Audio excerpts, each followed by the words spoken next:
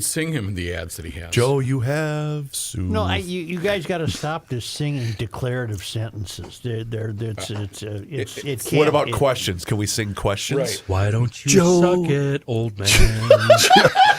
Joe wants us to Kenny stop wrote a song. in the name. Oh my God. Kenny wrote you a new song. Yes. He's so talented. Hi, Joe. Hey, how are you? You know what I think? I think it's time we stop. What's that? Oh, never Knack mind. Hardware and Lounge. Joe, Let's go. We're rolling. The Knack Hardware and Lounge brings you Garage Logic Podcast number 1519. April 8, 2025. 83 degrees, the record high on this day. That was in 1931. And it was as chilly as 9 degrees on the morning of this day in 1997. Hail the flashlight king. And now, from the mayor's office above the boathouse on the east shore of Spoon Lake, it's Garage Logic with Chris Reavers manning Technology Corner, Kenny Olson from the Krabby Coffee Shop, John Haidt in the newsroom, and of course, the rookie. Here is your flashlight king, fireworks commissioner, and the keeper of common sense, your mayor, Joe Souchere.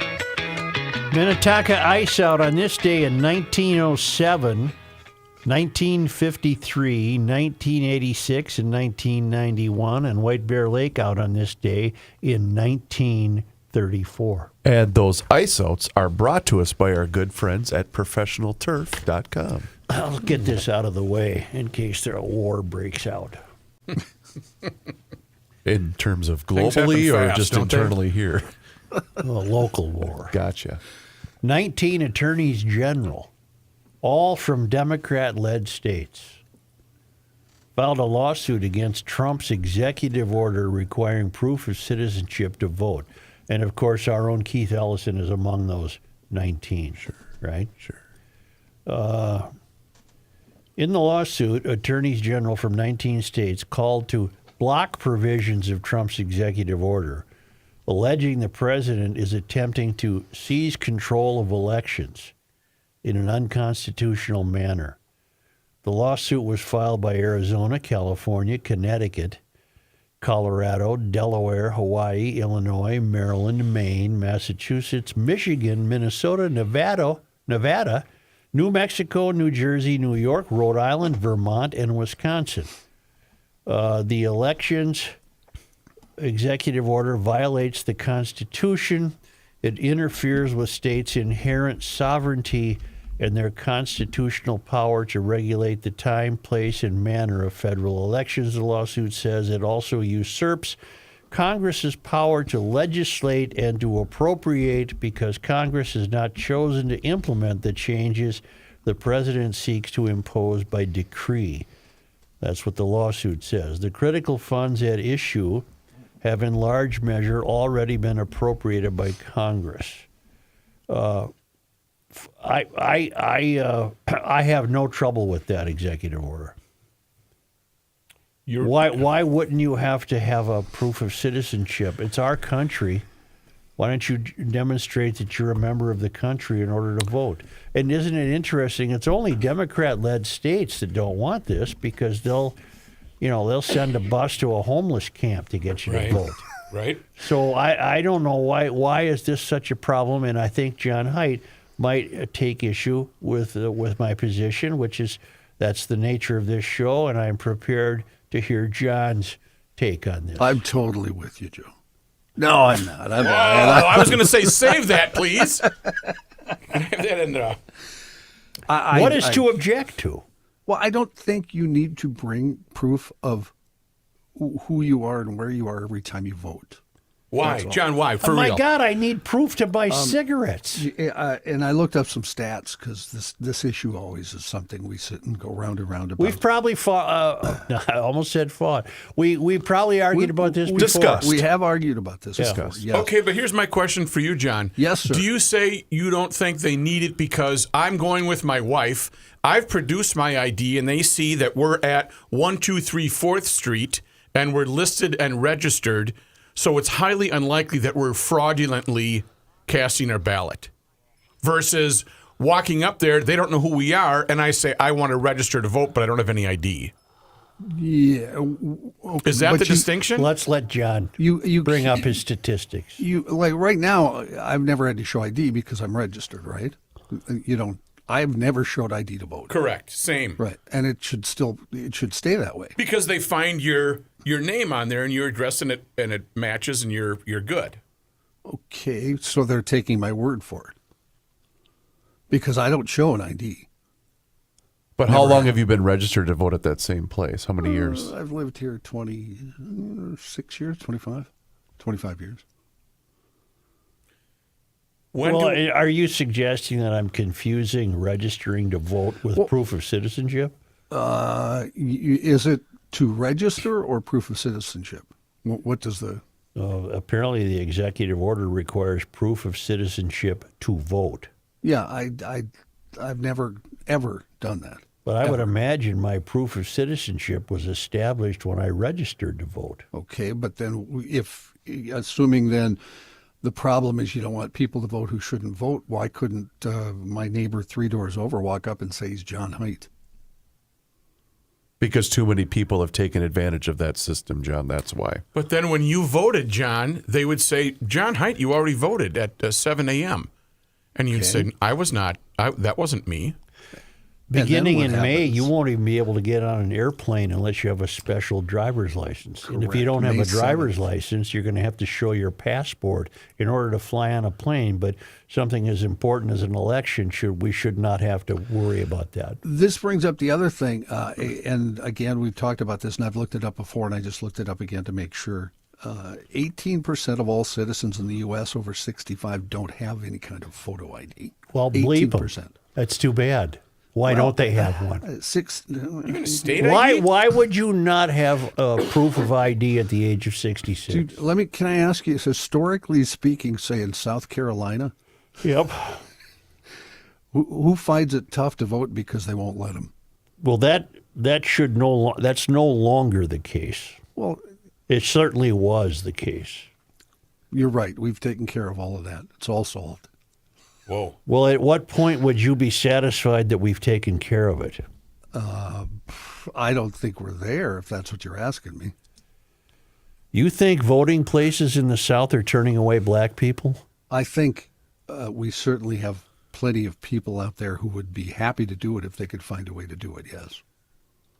And not just the South. I don't want to pick on the South. Well, I'm so far you haven't changed my mind. I'm not trying to change. No, I know, your mind. That's not- I understand. I don't think we're ever going to come to a close. No, but whatever on let's this subject. zero in on something you brought up. 18% of people over the age of 65 do not have any means of identity. They don't have photo ID. Which I find shocking, just Why? because of your age. You're closer to the end. They got You to would deal have with. a, Well, a state also ID? 15% of people who are below the poverty level don't have photo ID. 16% of Latino citizens do not have photo ID. 25% of black citizens don't have photo ID. Does that mean, can we conclude that, what do you say, 25% of black people over the Correct. age of 65? No, period. Period? Yeah. Does that mean that 25% of black people don't drive? That means they don't work. Because you cannot get a. No, let me stick to this. Okay. Does that mean that 25% of black people don't have a driver's license? I'm assuming if they That's don't a- have a that- photo ID. But see, it's beyond my understanding why you've lasted in this country until the age of 65 and you don't have a photo ID. These are not over the age of 65. They're of all All black. population. Okay, I want to go back to your 18% statistic. Okay. 18% of the people over the age of 65 do not have a photo ID. Okay. That puzzles me, and B, that's easily remedied. Yes, I agree. Especially in this state, because don't we have a program where you can get basically an ID for almost next to A nothing? state issued ID, not a driver's, but this similar to. Right. State issued ID, correct. So what Yes. would be the obstacle there other than well, time? I'm sure that the Keith Ellisons of the world would dream up 10 obstacles. Well, the obstacle I would guess he would dream up would be that you're putting extra burden on whoever that is Okay. to vote. And it's, Well, and I guess I don't see it that way because the country is swirling down into a pit because we're so worried about extra burdens on people. That's why elections have become fouled up. Everything never broken in an election's been fixed. Everything that wasn't broken has been tampered with. should voting be a right? Sure. Absolutely. I consider it an obligation. And in order to fulfill the obligation, certain expectations must be fulfilled by me.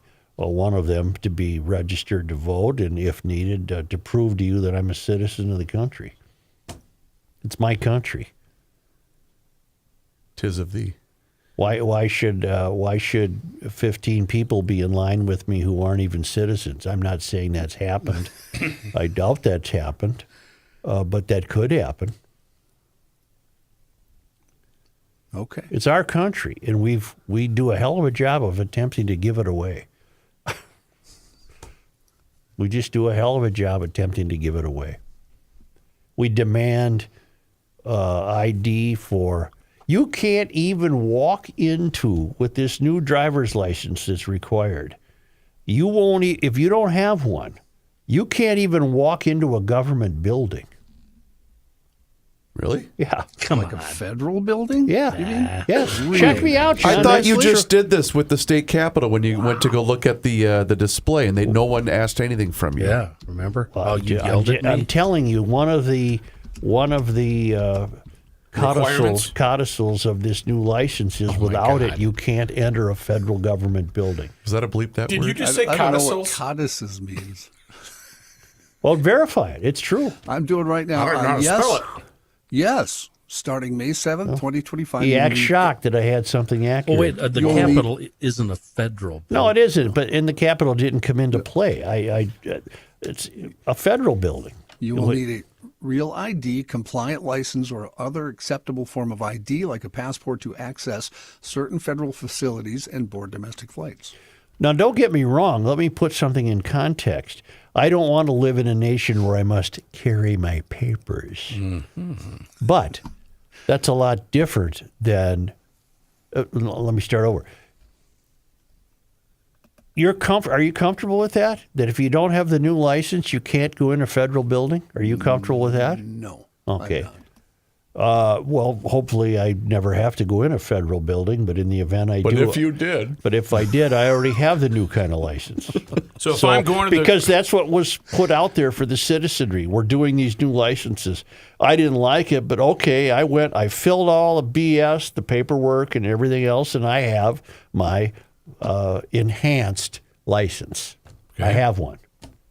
What about those that Same. no longer drive? They'd have to get an enhanced state ID.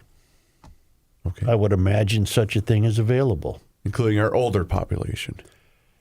You know, I'm having a hard time with this older population thing. 65A It's not old. seems very young to me, and B, why 18% of people over 65 are incapable of having an ID is beyond my comprehension. Well, would it be fair to assume that those, just the demographics that John just laid out, would it be fair to assume that there's a portion of those percentages of people without ID that are doing so on purpose because maybe they don't want to be identified? I have no idea. My point is... What is your point? I have no trouble with this executive order requiring proof of citizenship. And by the time secretaries of state got done tinkering with it, it would be a pretty easy thing to prove. I don't think Trump's demanding that you carry your birth certificate into the voting place.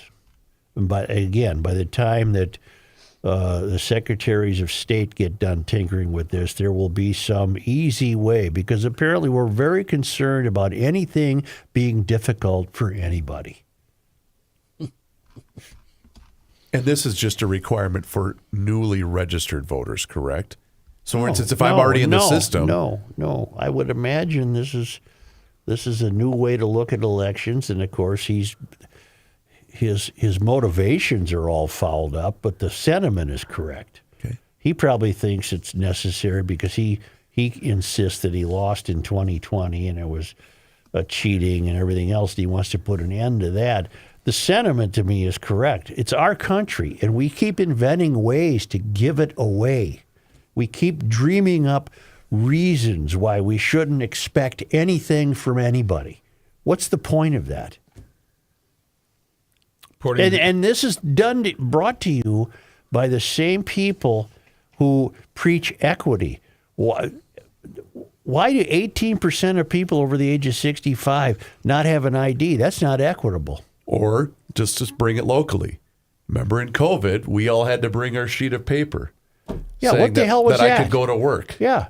I was essential. Essential. Were you guys essential? I was essential. I still have wasn't. mine. I wasn't. I kept mine. I never want to be essential.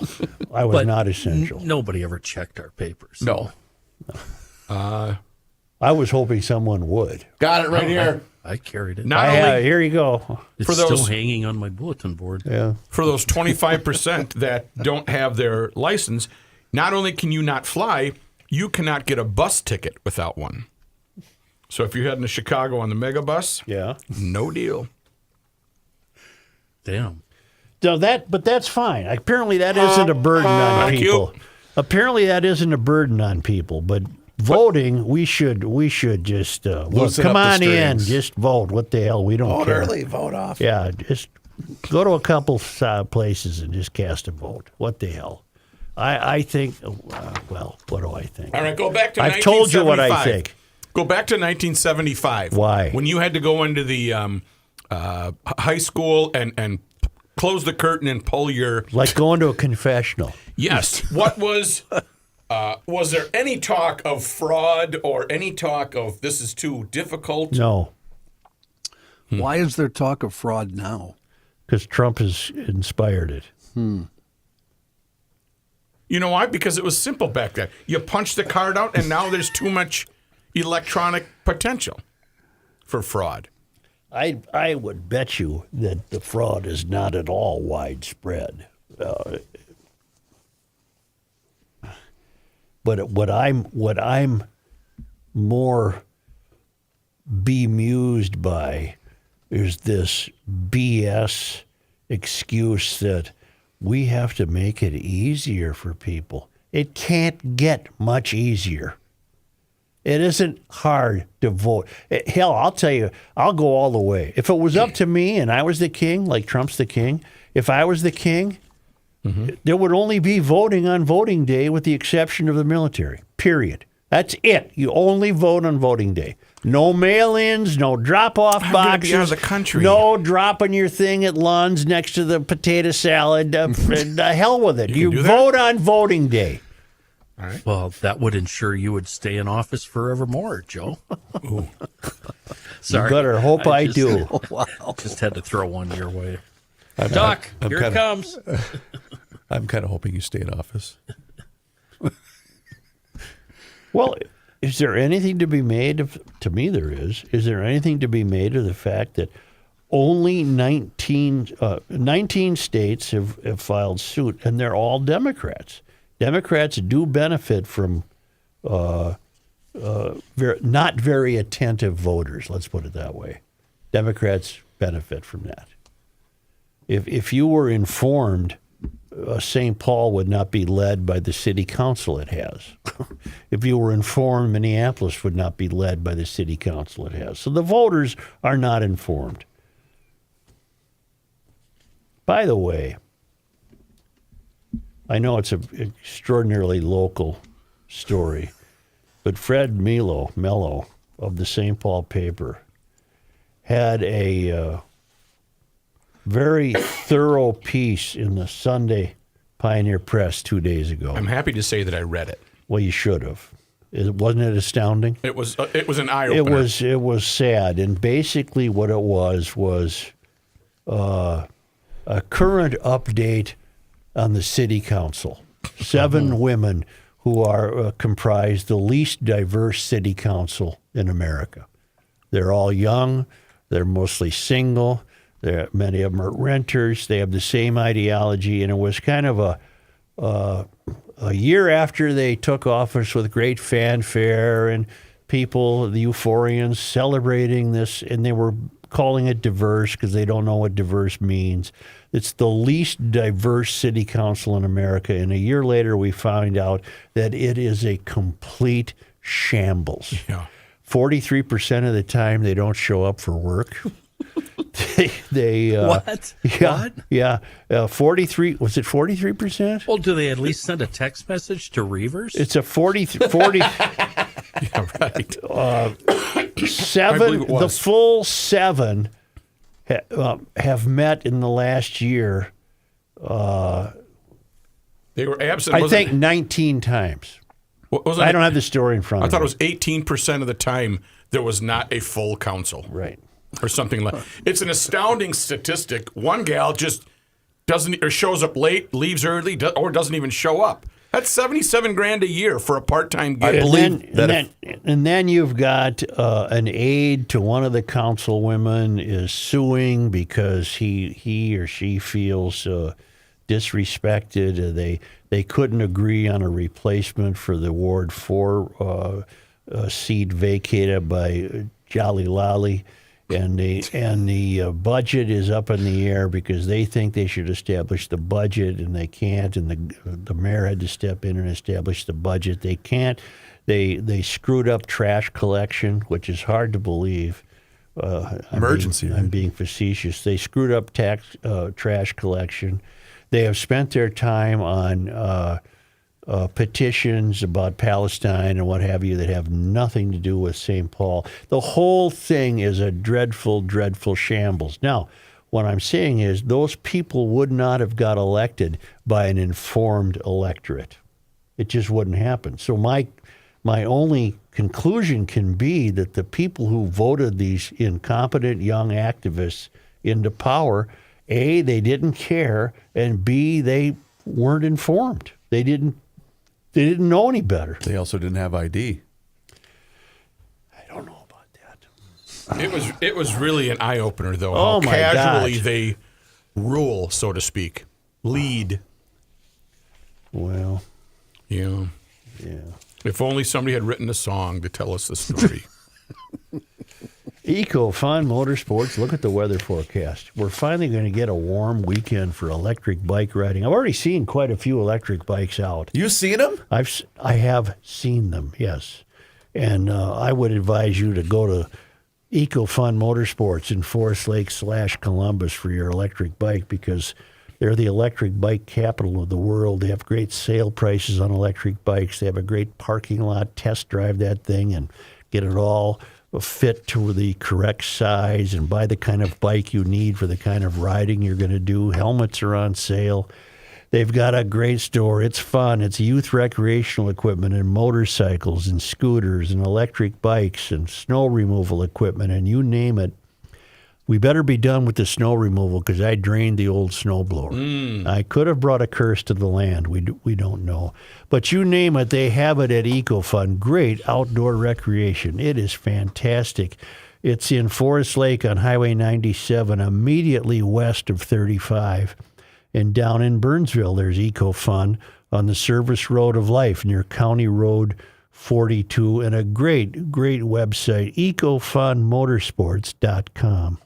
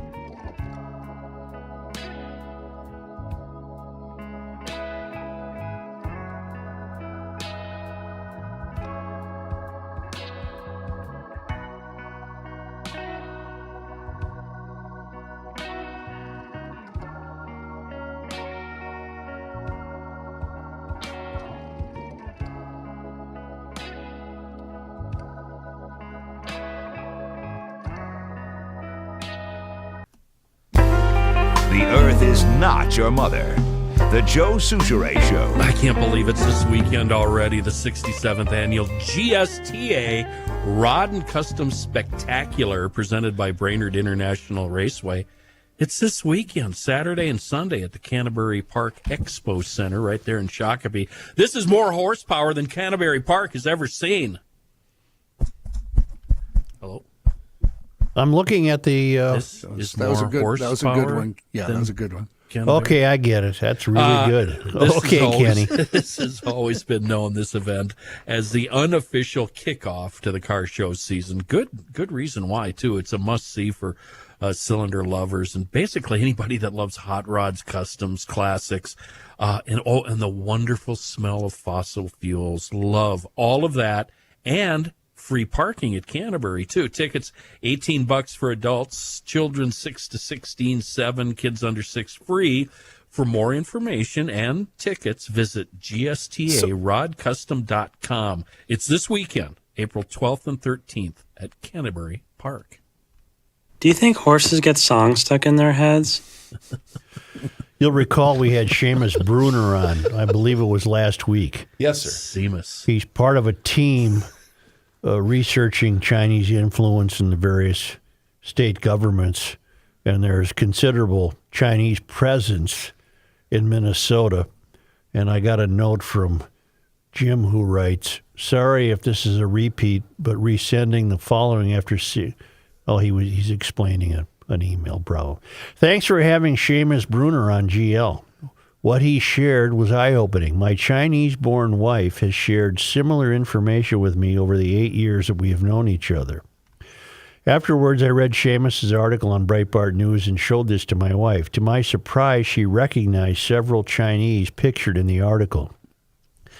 They are among several people she has run into at various events who she and other Chinese Americans suspect are up to something and not good. They don't appear to be employed yet have money. It is likely they are working in some fashion for the Chinese government to gain favors with U.S. politicians, report on former Chinese citizens who are now American citizens, and who knows what else. My wife says she and her friends do not have proof of this, but are suspicious enough to steer clear of any contact with them and others like them. File this group under something smells fishy. As background, my wife has been a proud American citizen for 26 years. When she was watching her first parade in the USA while standing on the street, an American flag was being paraded.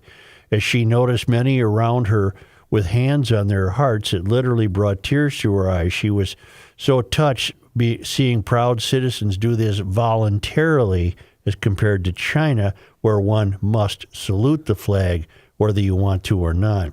She shares with me many stories of growing up during the Cultural Revolution that are simply amazing. I tell her she should speak at local high schools to share stories of what communism really is, but I'm pretty sure that schools would not allow students to hear this real story. While my wife does not listen to the GL podcast, she knows enough about you guys from watching your shows at the State Fair, the Chanhassen Dinner Theater gig, and from me sharing GL with her. She fits right into GL and always joins me when I attend your live shows. Finally, we are glad that Seamus is investigating this group and are curious what they might find. Thanks again, and keep up the good show, Jim. I'm anxious to find out the Chapter 2 of the Seamus episode, which I think is being worked on right now. They're right over here on Eustis Street. Yeah. You got them right over here in a little brick building. Looks like a dental office or whatever. Mm-hmm. Who knows? It's fine. It's all in the up and up. It's all fine. Yeah. It's all great. Don't worry about that. I also was saying, I've probably said it many times, but I think as recently as last week, we shouldn't, as citizens, have to live the way we do with the public mismanagement of our money. What are you talking about, Joe? Well, the Robbinsdale School District keeps making the news every night for this horrible anguish they're going through of having to cut people because they made an accounting error in their budget and came up $20 million short. And to fix it, of course, they're not going to get rid of.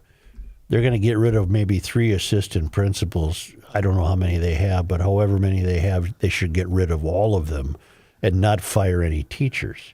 but they're going to get rid of 140 teachers. Oh boy, that's a lot of. Well, I suppose there's elementary schools and high schools, and that's it. But we shouldn't have to live like this. We live like this at the state level. We live like this at the city level. We live like this at the school level.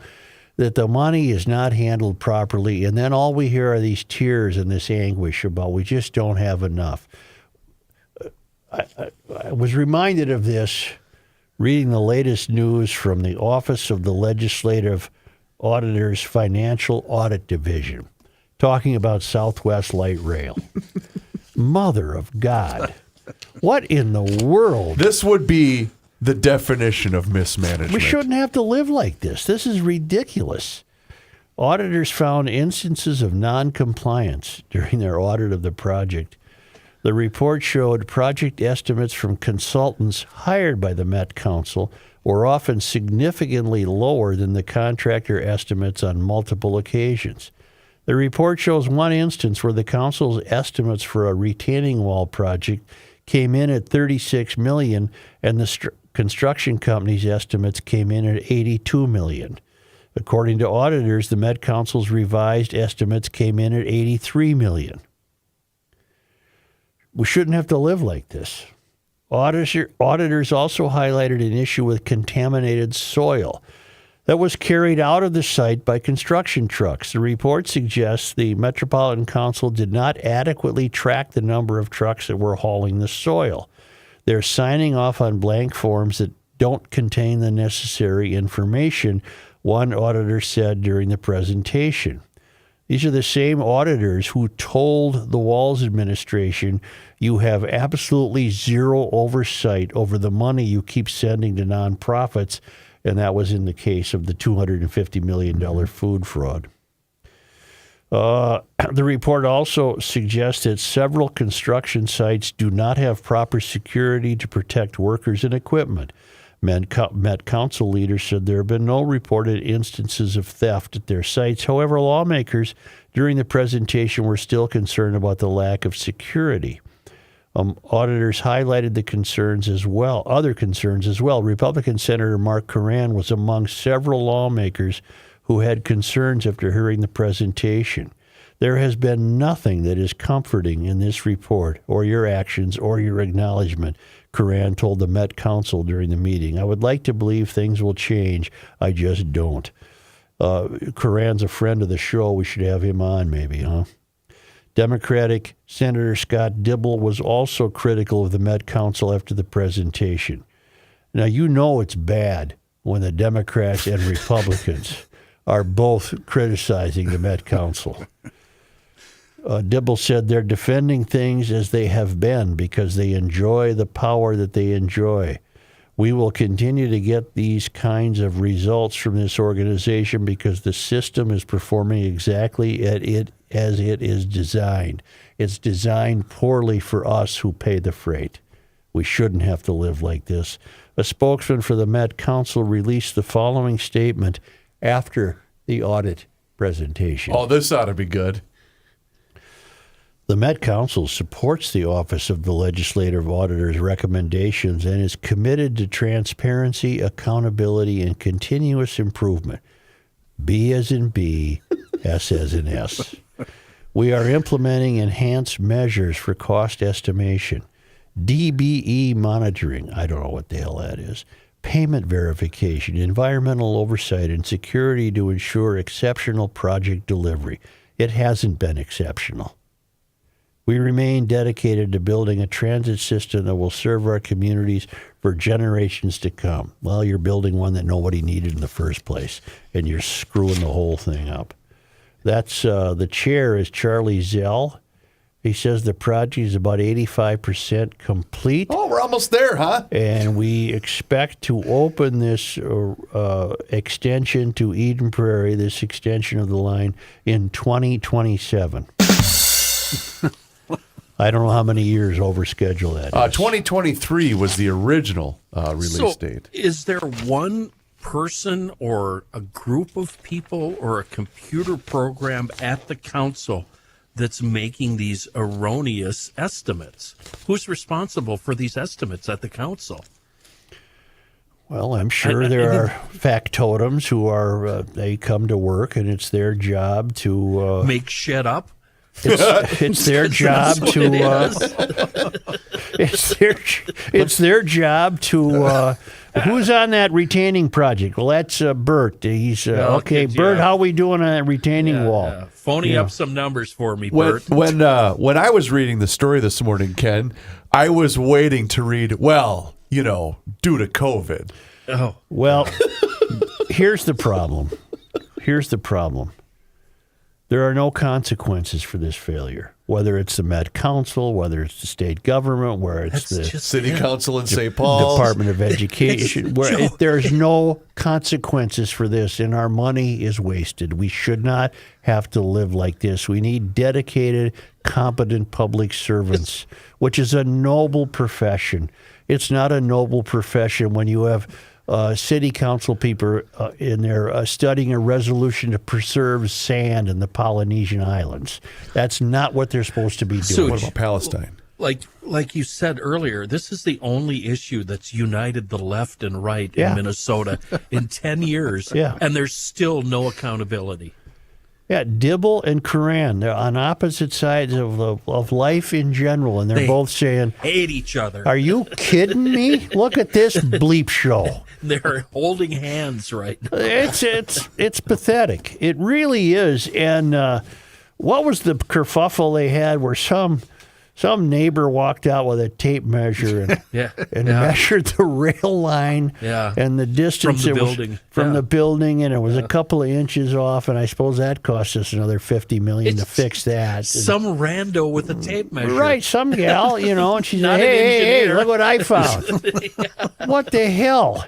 You could walk the whole line with a tape measure and probably find out it's all screwed up. It's just... I just don't become a and we don't. There's no repercussions. We can't get our money back. There's Nobody's no gonna consequences. pay for, right. You know what's going to be great too is, well, I mean, if we're still on the air when this thing gets launched in 2027, what'll be great to see is what's the ridership of the old Southwest Light Rail line in the first couple of months. No consequences is a direct result of no competitive forces at work. There's no competition. The the Metropolitan Council has nobody to. They don't look over their shoulder at anybody. They're the only ones involved in this. There's no competition whatsoever. And we're up to what, 2.8 bill? Oh, right? Mother of God, I don't know what the total is. I thought I read this morning it was 2.8 It's bill. a lot of story. money. It's a lot of money. But my point is, how much fraud has been, or are we going to be able to... It seems to me that it's been stricken by fraud from day one. Not fraud. What do we call it? Mismanagement. Oversight. Yeah. Mismanagement, overspending, blown estimates, timelines. So you've been kicking around these parts for a while. Give me one project that the Met Council has done that was celebrated by everybody. It was like, that was one hell of a good deal. Metrodome? No. Cost Joe a gig. There's got to be one That's a project. good question, Kenny. Give me one. Well, Give me something to hell, work you with. want to play that game? Give me one from the state government. Mosquitoes. No, I'm assuming Mosquitoes. there is. I'm assuming there is one. Are you saying there isn't? From the state government? No, from the Met Council. Oh, for the Met Council? The mosquito control. If I Even though they- if I understand Oh, if I understand my history correctly, it was put into place fairly recently. Well, look it up, John. A modern era, probably in the early 70s, and it was to function as a clearinghouse for things like sewer line projects and I suppose airports and. Things that I don't know why those were considered to not be handled by the state government, but the state government seemed more than willing to be relieved of those burdens and give them to the Met Council. And 67. 1967? Yeah. And I'm sure the Met Council probably has done some things well. The extension of sewer lines to the suburbs would be my guess is what they've done well. I grew Our up. hope is that there will not be a bunch of suburbanites just racing through. That through these windows you will see the glory and magnitude of the wonderful neighborhoods that are here in this South Minneapolis community. We have much to offer. And with this critical investments, you're going to be able to see more. You will get off of one of those stations and visit an art store. Get a cup of coffee. Get something to eat in one of our fantastic restaurants. And if you're really hip, you can get off at Whiskey Junction or the Joint or the Caboose and hear some of the best music in the Twin Cities. Can you turn her down, Whiskey please? Junction isn't even open anymore. But Sharon Sales Belton, if you look back, she's Winston Churchill compared to these characters you have now. 67, the Minnesota legislature created the council in response to growing issues of septic tank wastewater contamination. See, again, my mind shines. You're right. Why do we doubt you? At the time, the region consisted of 172 cities, 97 townships, and 76 school districts. I know. Wait, Matt, what were you saying about mosquitoes? Well, the Metropolitan Mosquito Control District, is that an outgrowth of the Met Council? Yes. But they built themselves a nice building. The Taj Mahal. Yes. I grew up in Matamidi at a time when Matamidi was not hooked up to the sewer system. People had septic tanks. Did you have to go outside? No, we had indoor plumbing, Chris.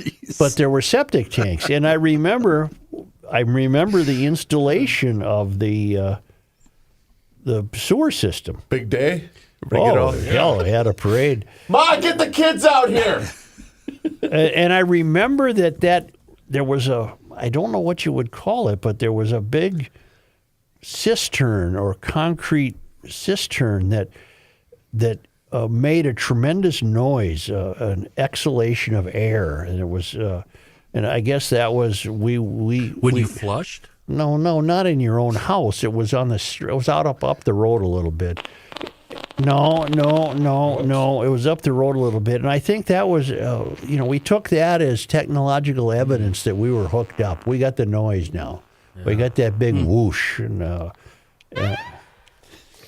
I don't appreciate what you're doing right now. Sorry. No, you're not sorry. I know. Okay, I misspoke.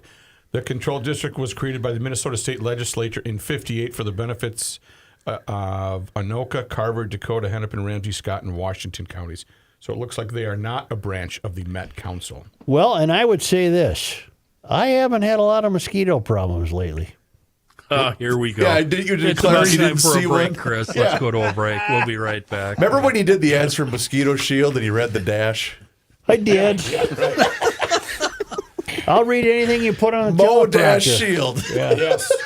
You got your Mo Dash Shield. Speaking of that, are they coming back? I was going to say, I got to get those guys scheduled. Well, they're great. Oh, it does work.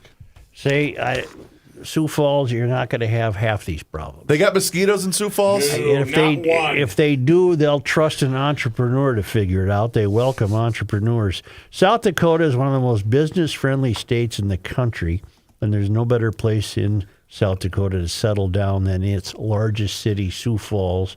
Population growing, right now more than 290,000 people. And once you're in Sioux Falls, of course, you're in South Dakota. And South Dakota has no state, corporate, or personal income tax, no inheritance tax, and no limits to what your business can achieve. We're showing you a video right now of tremendous building projects. It's most popular to move to, according to top10.com. 50 best places to live, according to Fortune. The fastest U.S. growing Midwest metro, according to the Census Bureau.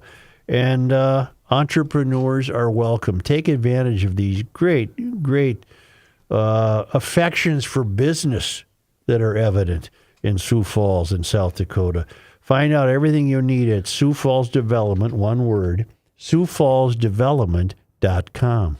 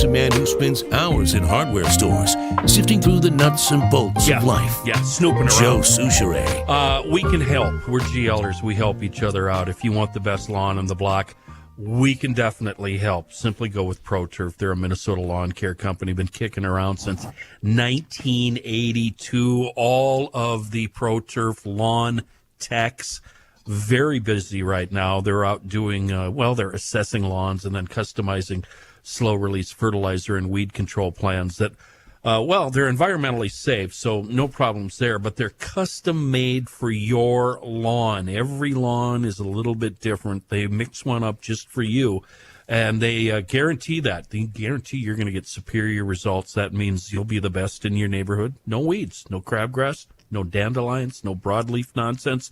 Just log on to professionalturf.com. Sign up. Get that free lawn analysis. It's not going to cost you anything. And while you're at the website, do a little snooping around. This is a hell of a company. They do amazing landscape projects. I had them do something for me. I think Reavers had them do something a few years ago. Yep. And your irrigation service. I know how you're unhappy with your irrigation service right now. ProTurf can help. They can fix it. They can wake it up. They can put it to bed. Keep that in mind. ProTurf, exceptional lawn care, landscape, and irrigation service. Best in the business. Go to professionalturf.com. Closing out the mosquito district here, their spring update. If you want to, I think they want to make themselves feel important. Lots of rain last year means the species that thrives in midsummer may be back in big numbers this year. Well, I think they call themselves essential employees. In fact, they have to go to back to backs. They have to go back to last summer because there's no moisture now. Yes. And their April news, they introduced the laser loons for mosquito management. This loony initiative will help reduce mosquitoes on April 1st, especially. Here's John Haidt. They're trying to be Joe. funny there. I get it, April Fool's. This news, before I get back to that, North American Banking Company bringing you the news. I had that story last week. I hope you guys all remember. I do. They talked about the strain of mosquito. Yeah, that's right. The lasers come out of Giant the ones. loons. Giant ones. Big, John, I'm the only one that's not going to lie to you. I don't remember. Yeah. I'm shocked. You don't remember 10 He minutes may not ago. be virtuous, but he's honest. In news, sort of an update. Joe, you talked about your St. Paul City Council. Well, Mayor Melvin Carter yesterday appointed the interim city council member who will fill the vacancy left by Mitra Jalali, who resigned in January and stepped down the next month. Matt Provatsky was appointed by the mayor as the interim city council member for Ward 4.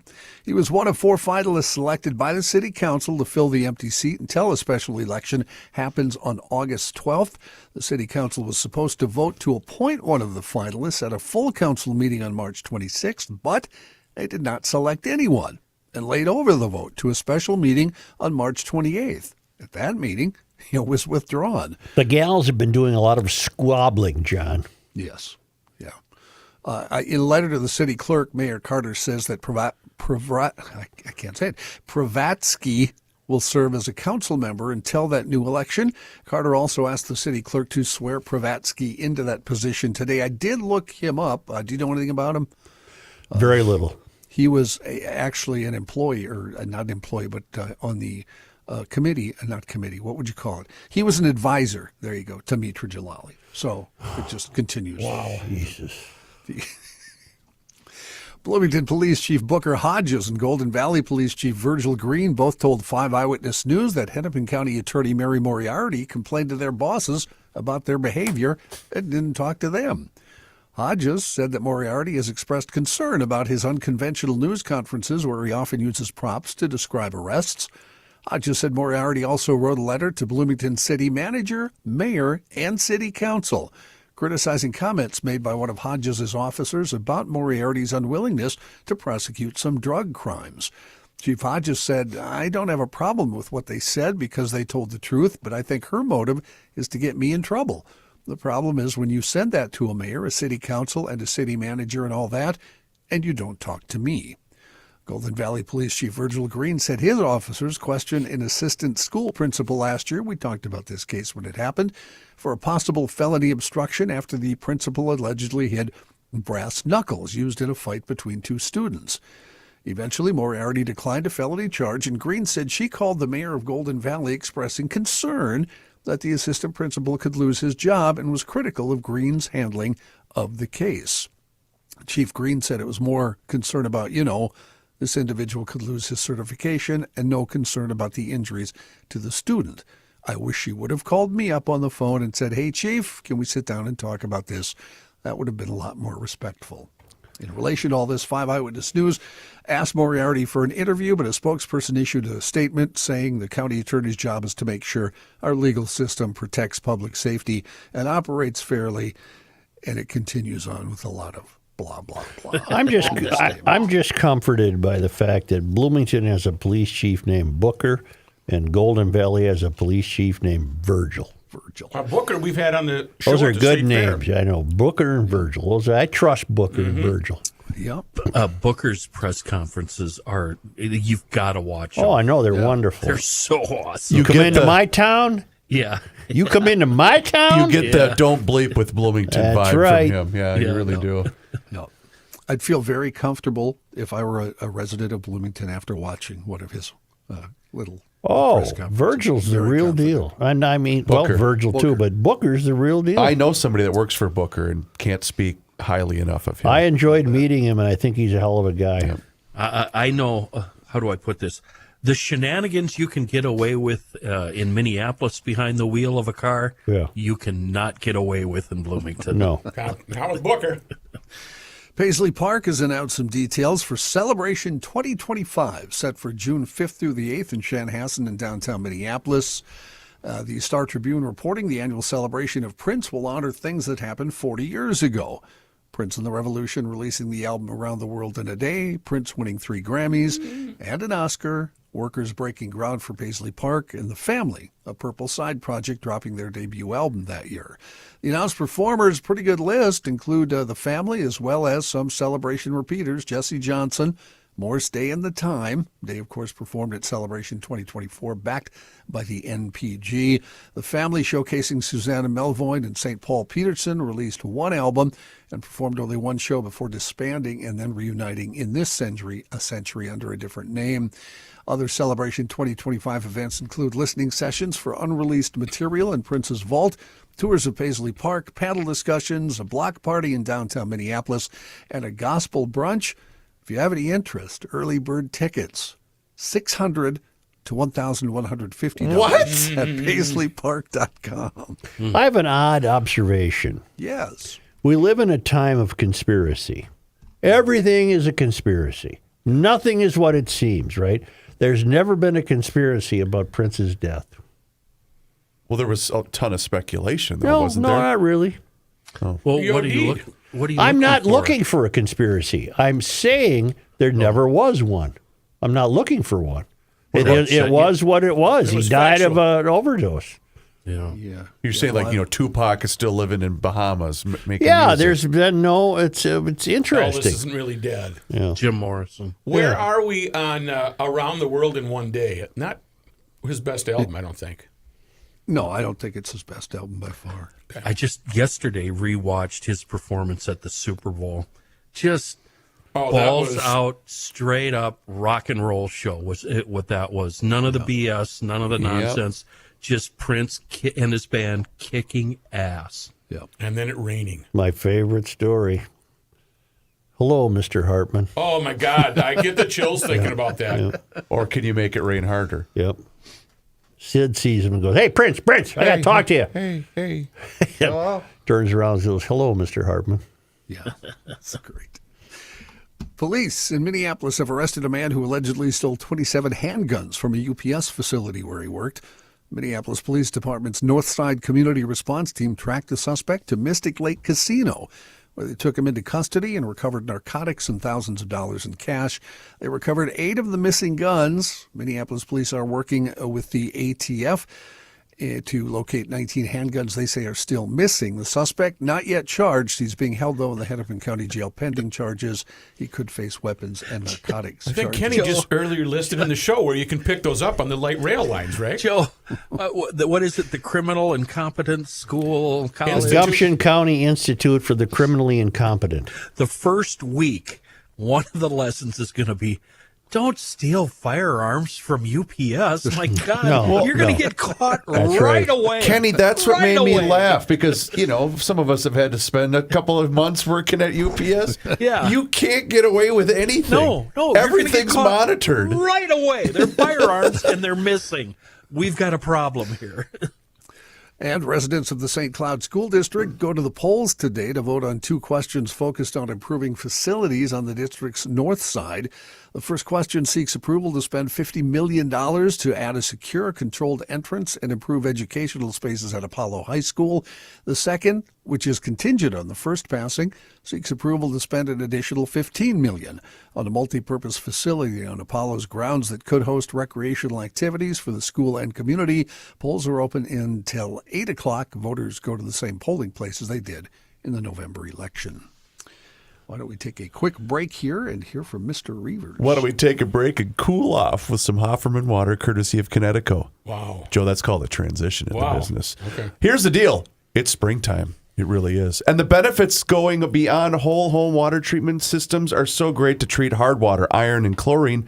But you have that certified reverse osmosis system. It's going to also reduce contaminants that are commonly found in both city water and also in well water. But your first step is, of course, you've got to get on the schedule and have them come out and give you that free water analysis. And when they give you that free water analysis, they're also going to give you what's called a water score. And when you get that water score, they're going to give you some recommendations on things and systems that they can implement that's going to greatly, greatly improve the quality of your water. So call 612-895-2440 or visit their website, which is, of course, HoffermanWater.com. Either way, you can book that appointment. But if you go to their website, you can also see every single water treatment system that they have to offer. And it doesn't matter if you're in the mood for a brand new water softener, maybe an iron rust and odor filtration system, or a brand new drinking water system. It's going to make an amazing difference in the quality of your water. So once again, 612-895-2440 or visit HoffermanWater.com. Hofferman Water has been proudly serving the state of Minnesota for over 50 years.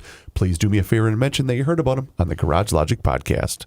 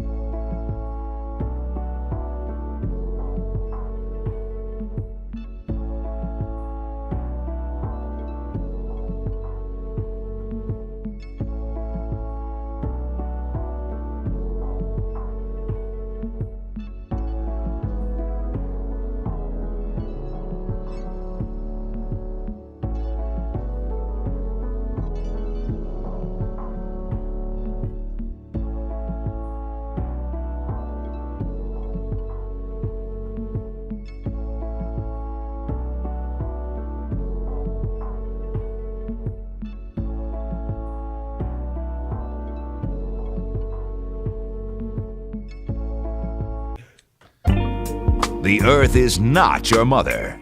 The Joe Souchere Show. Speaking of being mean to Joe, and we just were off the air, I've been trying to figure out who the longest running client at Garage Logic is. I'd like to hear a little bit more of this music. Chris, bring her on. EcoFun, I bet, right now. I think it's ProTurf, because ProTurf was with us when we were doing radio, Joe. Oh, that's true. Yeah. And Seafoam joined us January of 2021. So I think it's between Seafoam and Eco Fund. Eco joined us, I think, in late 2018. I remember the first meeting with him. You might be right. Yeah.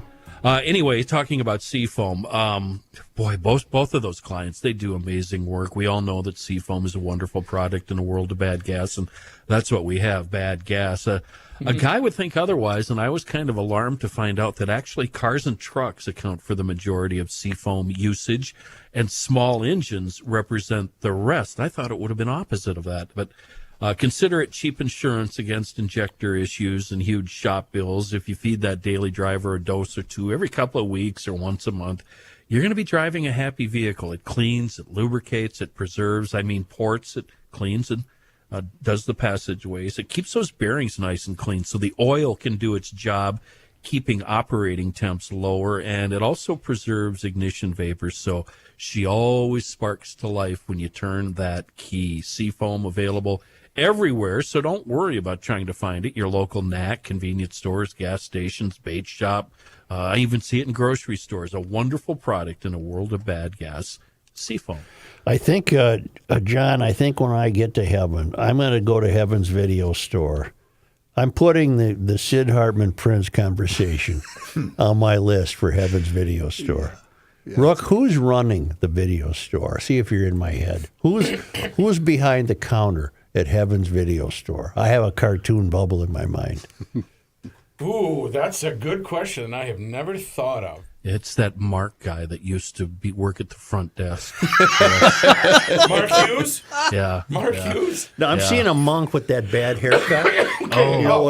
Because he's got to keep track of everything. Yeah. He's got the bald head there, the rope, the brown. But just think of that. To talk to Prince, you probably had to wear special slippers, and somebody had to put perfume in the air, and certain kinds of flowers had to be blooming, and then maybe he'd talk to you. And here comes Sid with his tape recorder saying, how about this Purple Rain thing? Are you going to do that tonight?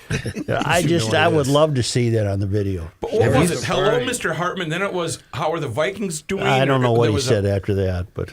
Have you seen any of Eddie Murphy's stories about playing basketball with Prince after hours? No. 4 in the morning? No. Oh, they're hilarious. They all came from Eddie's older brother, who's now passed away. Oh, I would love to see that. We should do that on the show. John, take it over. In other news, stocks rallied early today on the hopes of tariff deals after whipsawing yesterday. Don't clap yet, Rook. Now they've fallen. Okay. They've fallen again as the day moves on. As of, this instant, the Dow is up this hour 130 points. The NASDAQ is down 30, and the S&P is down a fraction. They were up earlier, 1,200, I think, the Dow was. So fallen back into some territory they hope to get out of. Yesterday, the S&P briefly hit bear market territory, defined as a 20% drop from its recent peak, while the NASDAQ composite has already entered bear market conditions. Roughly $9.5 trillion in global equity value was wiped out over the 3 trading days, Thursday, Friday, and Monday, one of the fastest plunges since World War II. It'll all work out. I gotta share this very quickly. It's from a gentleman by the name of Dan O'Donnell. He does Afternoon Drive in Milwaukee, and he says, I'm old enough to remember that in 2022, the NASDAQ dropped 30%, the S&P 500 was down 20%, and then the media spent the year telling us that we weren't in a recession, and in fact, the definition of a recession we had always used wasn't actually correct. All right. That's pretty spot on. Okay. Update to a story from yesterday, Elon Musk again attacking White House trade counselor Peter Navarro, saying he's, quote, dumber than a sack of bricks. In a flurry of posts on the social media platform X, Musk today calling Navarro, quote, truly a moron, and mocking the trade advisor for in the past citing the work of one Ron Vara, a fictional expert whose name is actually an anagram of Navarro's. The missives were the latest volley in an increasing bitter spat between the two that broke out after President Trump last week announced he was imposing a minimum 10% tariff on most imports. The announcement was seen as a policy win for Navarro, who has advocated aggressive trade measures in hopes of helping to boost domestic manufacturing. The Supreme Court yesterday allowing the Trump administration to use that 18th century wartime law to deport Venezuelan migrants, but they must get a court hearing before they are taken from the United States. In a bitterly divided decision, the court said the administration must give Venezuelans, who it claims are gang members, a reasonable time to go to court, but the conservative majority said the legal challenges must take place in Texas instead of a Washington courtroom. The court's action appears to bar the administration from immediately resuming the flights that last month carried hundreds of migrants to a notorious prison in El Salvador. The flights came soon after President Trump invoked the Alien Enemies Act for the first time since World War II to justify the deportation under a presidential proclamation. Middle East news. President Trump said yesterday the U.S. will hold direct talks with Iran about its nuclear program, while warning the Iranians they would be in what he called great danger if the talks don't succeed in persuading them to abandon their nuclear weapons program. For its part, Tehran confirmed talks would happen, but insisted they would be indirect talks through a mediator. The president, in comments to reporters after meeting with Israeli Prime Minister Benjamin Netanyahu, said the talks will start Saturday. He insisted Tehran cannot develop nuclear weapons. Biotechnology startup Colossal announced yesterday it has successfully revived the dire wolf, which went extinct thousands of years ago. You guys see this video? I have a story about that coming up, but I'm glad John has it. This makes me very uneasy. Did anybody watch Jurassic Park? Yeah. The breakthrough marks the world's first de-extinction of an animal. The dire wolf roamed the Americas more than 12,000 years ago before its prey, large herbivores like bison, were largely depleted. Colossal created 3 wolves, 6-month-old adolescents Romulus and Remus, and pup Khaleesi. The company created the wolves using DNA fragments from a 13,000-year-old tooth fossil and a 72,000-year-old skull. They used technology called CRISPR to edit genes of the dire wolf's closest living relative, the gray wolf, selecting white fur. Colossal. This is the video of them. That's eerie, man. John, does the story say why they did this? The company launched in 2021. It wants to recreate extinct species. I don't do this. Let's do it. Like the woolly mammoth. Yes. And the dodo bird. Yes. I'll give you the dodo bird, Woolly but mammoth, hell yeah. no woolies. Come on. Company hopes the projects will yield profitable insights to benefit human health. They say eventually it could help to develop things like artificial wombs for humans. Whoa. That's a creepy story. Khaleesi, they named it, huh? Who possibly thinks this is a good idea? In all seriousness. Rook did. Yeah, Rookie's cheering us idea. on. You have no... You want woolly mammoths taking over the planet. Jurassic Park was just a... Serious question. What does your church say about it, fellas? I have no idea. What's Is the Pope infallible on animal things? No. I have no idea where the church is. Why would they be involved? I'm asking a question, Joe. I'm not making an accusation. Well, it sounds like you are. And I think resent animals it. are distinct from humans. Not trying to be mean. I did learn yesterday that we've reduced the standards of sainthood. Oh, they've fallen dramatically. Oh, boy. You guys hear that story? I'm not messing What am with I that. missing? Yeah. Joe and Pat. In the Sunday paper, Kenny, was a story of a young Italian kid, 15 years old, who died of leukemia. That's horrible. Oh, no. But he is going to be canonized this week.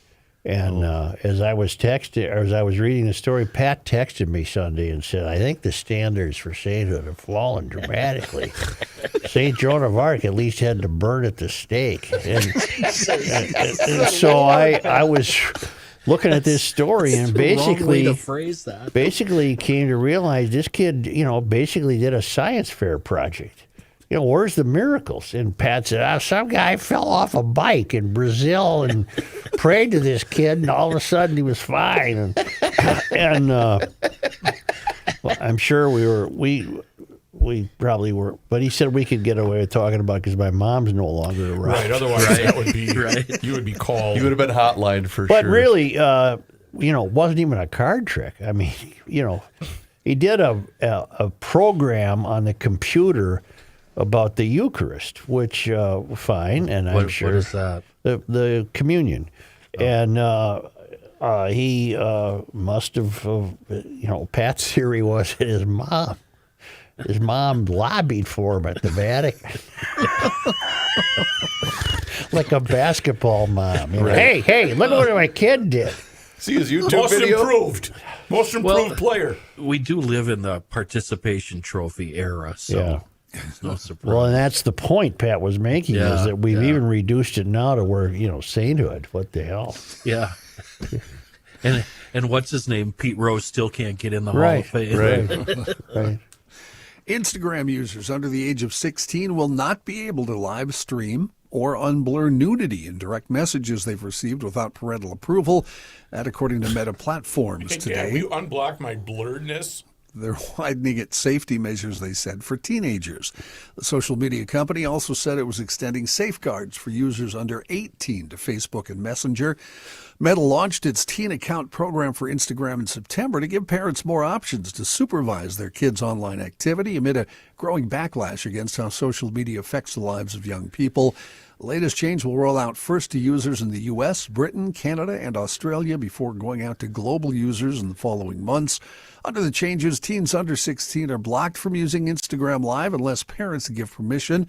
They also need permission to turn off, quote, our feature that blurs images containing a suspected nudity. Another major account Meta said it's extending the teen account safeguards to the Facebook. Well, I just read that. I wrote that sentence twice. That's Joe's job. Let's get rid of that, shall we? The company said at least 54 million teen accounts have been set up since the program launched in September. Is anybody watching a show called Adolescence? It's a new Netflix series. I think there's only 4 episodes. I've watched 2, the first 2. It's about what you're. I think it's about exactly what you're talking about, John. It's a young kid commits a murder in England. Oh, I've heard it. I haven't seen it yet. But And I think where it's taking us is the dangers of social media. Yes, I think that's where it's taking us.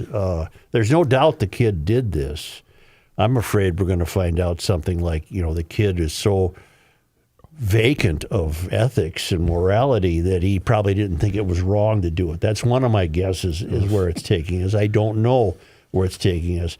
Apparently, this series is a big hit. It's been. I've only seen previews for it. Yeah, but it's just about the world, and you notice in the background of every shot, all these school kids, everyone's on the phone. Yeah, everyone's on the phone. How did that cat get out of the bag? Why wouldn't it be? Put away your phones. You may not be on your phone. Well, most schools have that rule. You hear teachers yelling at these kids about their phones, but the kids apparently retain them in their classrooms in this, it's a fictional story, but still, it's so true to life. It's just eerie. And, John, thank you for that newscast. Mm-hmm. Thanks, John. Unfortunately, I didn't hear a word you said. I was scrolling Instagram. X. Very provocative. But you're probably old enough now to probably survive that. And I actually was sending Rookie a video from Twitter while you were... Well, and I'm not. I'm paying attention to garage doors because you need a garage door guy, and your garage door guy in Garage Logic is Precision Door MN, precisiondoormn.com. But put this number into your cell phone contacts, 612-263-6985, because these guys get there quick, and they fix whatever ails you. They'll take care of it. And if you need a new garage door, they can provide that as well. They have models of doors for every budget. The consultation is free, of course. You don't bring your garage to them. And if you get a new door this spring, they're throwing in the motor, which is a value of more than $760. So I really, like other GLers, I would check out Precision Door MN. They serve western Wisconsin, the entire metro area. They don't charge more for weekend visits, which I think is an amazing benefit. Get a hold of them, 612-263-6985, or Precision Door MN, one word, precisiondoormn.com.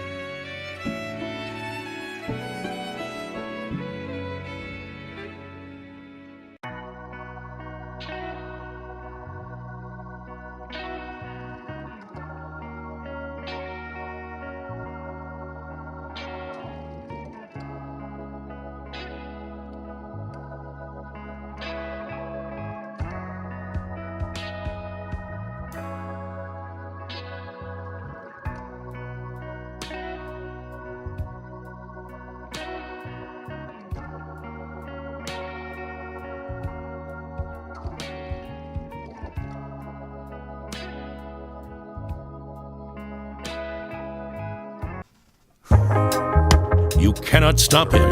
He'll just make a move. Joe Souchere. Joe, Yes. on Friday's episode of the Garage Logic podcast, you will announce a GLer of the week. Wait a second. Did Donna win last Friday? She sure did. How is it that all the winners are personal friends of ours? Right. She's an old neighbor. Kind of fixes in here. That kind of helps your chances to be get the in GLer on of it. the How do you week. get in on it? Well, all you got to do is go to garagelogic.com and upgrade your town council membership to an annual one, and then you're in. If you haven't done so yet, do it now. And sign up for the Garage Logic Town Council, and then you'll get that shout out from the mayor on Friday, and you're going to get that wonderful gift pack from our friends at Masters Maples and mastersmaples.com. Find out more. Do it all right now at garagelogic.com. I want to Suchi boy, Yes. this show, Garage Logic, the community thereof, we're like a small town. We all know each other. This is incredible. I think I know each and every one of these council members. Exactly. I want to return to John's story about the genetically engineered dire wolf. One thing that saddens me is, now just think of this. These wolves have no parents. They're sad. they're They can't celebrate. They're created out of Yes. test tubes, and they have no Right. parents. And though the pups may physically resemble young dire wolves, what they will never learn is the finishing move of how to kill an elk or a big deer, because they won't have opportunities to watch and learn from wild dire wolf parents. No alpha male in the group. Right. Or The aim alpha is to female. bring more genetic diversity into the small population of captive red wolves, which scientists are using to breed and help save the species. Okay, they're kept in a secure, hidden location in this country. We don't know where they are. One of them, the researchers studied a 13,000-year-old dire wolf tooth that was unearthed in Ohio, and a 72,000-year-old skull fragment found in Idaho. They were part of Natural History Museum collections. The scientists took blood cells from a living gray wolf and used CRISPR, C-R-I-S-P-R, I don't know what that's an acronym for, to genetically modify them in 20 different sites. Oh, all right. Said Colossal's chief scientist Beth Shapiro. They transferred that genetic material to an egg cell from a domestic dog. Yeah. When ready, embryos were transferred to surrogates, also domestic dogs, and 62 days later, the genetically engineered pups were born. Yeah, I see no trouble here. No parents. They don't know what to do. When they see a big deer, they might just say, "How you doing?" You know, they have no. What kindler, gentler? I don't. I don't. This is not. This is. I disagree with this. Couldn't we let them loose among the ranches in northern Minnesota so they could learn how to kill cattle? They won't do anything because they will have no mentorship. There's no one to learn from. So it'll be easier to shoot them because they'll walk right up to my back door and sniff my hand, and then I can plug them. So far, all you've done is come up with Ludicrous horrible scenarios about this. Well, the not having the parents part is troubling because I believe one of the wolves asked, "Who shot my paw?" No. You know, we get a story like this. No. It's very important. Yes. Can't. It's very unnerving. Very unnerving. Very. But, Joe, do I have your attention? Can I ask you a question? I don't know why. Wow. These aren't purebred Dire Straits wolves, right? Because they're coming from a dog and coming from a gray wolf, and et Walk cetera, of et cetera. life. This would be the equivalent of a cheap Shelby copy, right? It's not a Shelby. It's a copy of a Shelby. I will accept that analogy. Thank you. They did choose the color. They chose White. it to be a white Yeah. fur. And It looks very similar to a baby polar bear. they're very cute. Yeah. But they're going to grow up to be, Well, no, they're not going to grow up to be angry wild wolves. No, They but I meant the size. They're going to grow. Like, I don't know what size they'll Games grow of up to Thrones. be. Yeah. But Yeah, never mind. The hell with you all. Okay, You're all a bunch of idiots.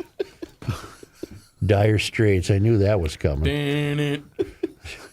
Money for nothing. And your checks for The free. Mark Knopfler wolf. This ain't working. That's the way you do it. Well, you guys, you laugh. You'll be driving along some wooded trail someday, and some giant dinosaur will I come said, I'm on record. I don't think this is a good idea. I'm ready to roll the dice. Bringing back stuff that's I been am extinct. armed at all times. I'm willing to kill on a moment's notice. If you can do this, you probably could genetically engineer a bulletproof animal. Oh, see, don't say that. Well, think about it. That's why I you're gonna, said. if you're going to start messing around in this playground, what couldn't you come up with? Wait a minute. You're right. Mm-hmm. You know, he's not right. I'm right. I'm right. I was going AI. That's where I was going. What genetic material would be bulletproof, though, that you could add? They'll make it. They'll be like the skin of a dinosaur, hard shell or something. Hey, did you see the video of that train hitting the grain truck? Oh, Yes. yeah. Isn't that cool? Sleepy Yes. eye. What was wrong with that guy? Well, the guy's an idiot. He turned in front of the train. Well, did you see the sheriff? No. He just basically said a lot of these semis don't. There's a stop sign right there, and a lot of these semis just ignore it. But he clearly didn't see But the if you're train. next to a train You track, guys, I believe I read this morning he's being charged. Good. Yeah, he he's should being be. cited. Yeah. John, he didn't have a CDL, did he? We don't know that, Kenny. Because if you work for a farmer, you don't need a CDL to drive a grain truck. Only because they come to us all the way from Marloth Park in Mpumalanga Province, South Africa, from the Traveling Lymans. It was on this day, April 8th.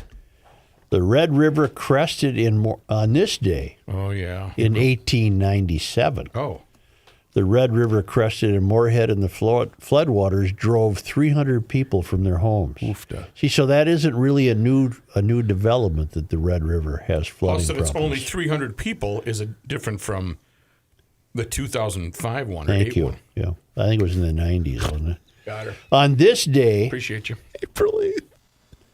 in 1905, christened by Rosemarie Schaller of Hastings, the battleship Minnesota was launched at Newport News, Virginia. And on this day, On April 8th. 1911, Melvin Calvin was born in St. Paul. Who is Melvin Kelvin? Working as a biochemist decades later, Calvin discovered the details of the photosynthesis process and was awarded a Nobel Prize in Chemistry in 1961. He's one of those guys that could have had his name go either way. He could have just as easily been Calvin Melvin, Right. but his name was Melvin Calvin. But he recognized that there was photosynthesis in plants? And finally, on this day, April 8th. Got it? in 1953, On a roll. He is. Yep. He really is. jeez, He's a steamroller Yeah, today, Matthew. on He this ain't day, pausing. On April 8th. in 1953, responding to the first ever sit-down strike at the Minnesota State Prison in Stillwater, Warden Carl Jackson met the prisoners' demands for nourishing, sanitary food by firing the prison chef. Whoa. During the strike, which began on April 7, the lockdown prisoners littered the corridors with trash and broke a number of windows. That was on this day in 1953. And I can tell you that on this day in 1953, it must have been a terribly warm day for that development. But it was a day Minnetonka had an ice out. So just think, Minnetonka is having an ice out on this day in 1953, while the prisoners in Stillwater were revolting about the horrible food. All hell is breaking loose in Stillwater. Got rid of the chef. Yeah. So I'm glad. Oh, and we have on this day in sports failure. How bad was that food if the prisoners were rejecting it? Pretty bad, I I guess. guess. There you go. You're sharp today. On this day, April 8th. He responded to you, Well, Matthew. thank you. in 1984, Al Secord slashed Dino Cicerelli in the back of the head. Ooh. That's all we have for that item. And Kenny, what did we say at the Met Center? Secord sucks. Yep. Al Secord. He was a Black Hawk. Sucks. He was a Black Hawk. And Dino was Dino's in the top 20 goal scorers of all time. He made the Hall of Fame, didn't he? I think so. Yeah. He's a lovable character. He had a lot of junk goals. He knew how to 'cause he hang would around. get the crap beat out of him. Well, he knew how to hang around the front of the net. That's what you need. Yeah. Not enough of that going on these days. And I Shoot would the puck. I would say that if this was in April 8th, that must have been a Chicago-Minnesota playoff game in which Al Secord injured our own Dino Cicerelli. Covered extensively. He's now a nightclub entrepreneur in Detroit area. Didn't know that. Dino or Secord? Dino. Got I it. think. I don't know what Al's up to. What did Dino do? Run out to his mailbox with his dinger hanging out? Who hasn't done that? He was Porky Pigging it one weekend, and Big deal. some neighbors saw him. Big deal. Sometimes you have to go outside to shoot a squirrel. That's Come on. right. Yeah, is that what they call it? Putting on pants to do that. Just use the middle stall.